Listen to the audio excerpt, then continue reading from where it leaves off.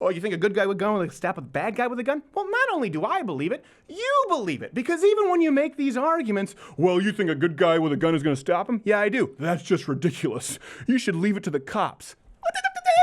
Exactly! All right, so I want to talk about it's been all over the internet.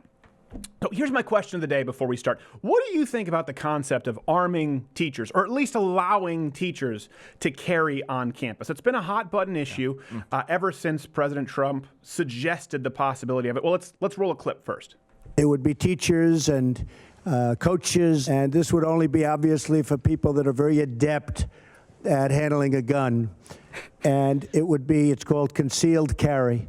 Is that what it would be where called? A teacher would have a concealed gun on them. They'd go for special training. It would be on their person. And they would They're adept. Be there, and you would no longer have a gun-free zone. Okay, so here's the thing. Obviously, I don't. There's a difference between mandating, forcing teachers to carry guns and allowing them to. Now, so this very concept, and I haven't understood it at all. So again, that's maybe I have a blind spot. Tweet me, comment below. Because everyone in the media has been eager to dismiss this as a crazy, completely unworkable idea, as though we're all on board, which I'm not. Let's roll the clips. We expect so much out of our teachers. We expect them to be teachers, social workers, psychologists, nurses, doctors, disciplinarians. I don't think that we should expect them to also be law enforcement officers. And we also have so much research that shows kind of more guns in any setting lead to more gun violence in any setting, whether that's in a home or outside a home. When you hear the President of the United States say the answer is to give every teacher in America a gun, which he didn't say. That is insane. That is an insane idea. I was a teacher. Believe me, you don't want me to have a gun. I'm sure we don't want no argument here. No. By the way, hit the notification bell if you're watching on YouTube, because subscribing isn't enough. Just hit it up there in the top left, top right.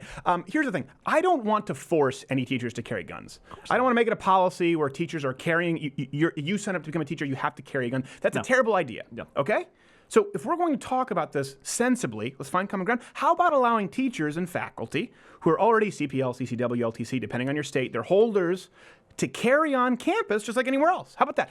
Let's just allow them to carry on campus as they do at the mall, as they do at the supermarket. People who are already carrying. So we talk about the data. The data suggests that anywhere there's a gun, there's going to be more violence.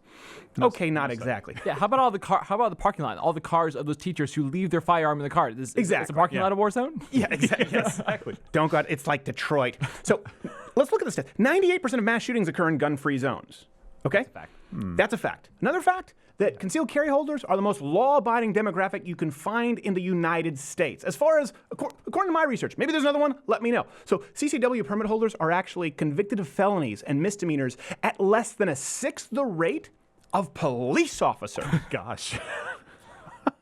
So even though police are convicted of crimes significantly less than the average citizen, a concealed carry holder is more law-abiding than an off-duty police officer. By the way, that's using the statistics that the Black Lives Matter activists would say, but those statistics are corrupt. Those cops never get caught in crimes. We're even using those, and they're a sixth less likely. Again, go through the stats. We've talked about this, the CDC, right? Obama ordered the CDC to research gun violence, didn't like what they found. 500,000 to 3 million cases a year of a defensive firearm being used, potentially saving lives. Now, even if you just take a tenth of that number, okay? Take a tenth of it and say that's how many lives guns save per year. It is exponentially higher than the number of lives taken from firearms, certainly if you exclude suicides. We are not talking about any new kind of policy. Okay? We are talking simply about allowing people who have already gone through the process to carry their firearm and have proven to be responsible and have proven to be more law-abiding citizens than any other demographic that we know. We're simply afford them that same right when they're in a position where they can protect their students or their school. That's all we're saying. Just allow the same rule of law to apply on campus as anywhere else. Yeah, Joe. Yeah, I was going to say, we were talking about this before. If a teacher has a firearm and there's somebody out in the hallway shooting and they go out and fire one round, that person is no longer shooting innocent people anymore. He's determined to figure out who is shooting at him, and now he's trying to survive. Yeah. At least people have time to get away. Well, that's something else that's really important. You hear this a lot. They go, oh, yes, it's this fantasy of these survivalists that you're going to go out and stop them with your handgun. Absolutely. Now, here's why. Even if someone goes in with a rifle, and I'm the first to admit that a rifle is obviously would be my weapon of choice in a defensive scenario over a pistol. You have to be an idiot to not admit that. However, someone going into a school, okay?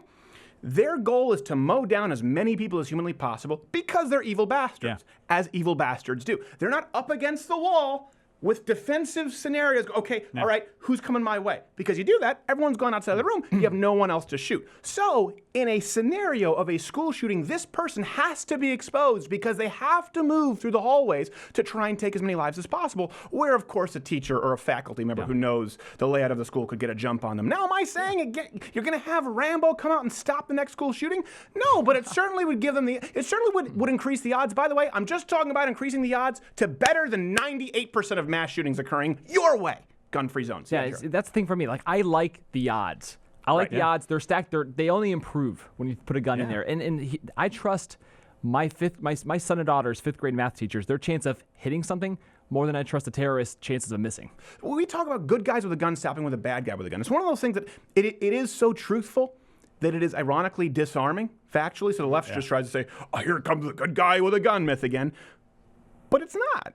So, like, it's just some examples to put a face to. In Chicago, a man opened fire in Logan Square. Uber driver with a gun shot him 6 times, ending the attack before anyone was injured. There was a Plymouth, Pennsylvania. We covered that. Gunman opened fire at a bar, killing one person, concealed carry, shot him several times, dropping him. Tennessee, gunman opened fire at a church. He was stopped by a church usher who held him at gunpoint until law enforcement arrived. Of course, there's Stephen Wilford, who we've had on this show. He used an AR-15 to stop the Sutherland Springs shooter from continuing his massacre after killing 27 people. By the way, not to mention, people say, well, that's few and far between. Let's go with this. It's not really few and far between if you look at the statistics, but let's go with that.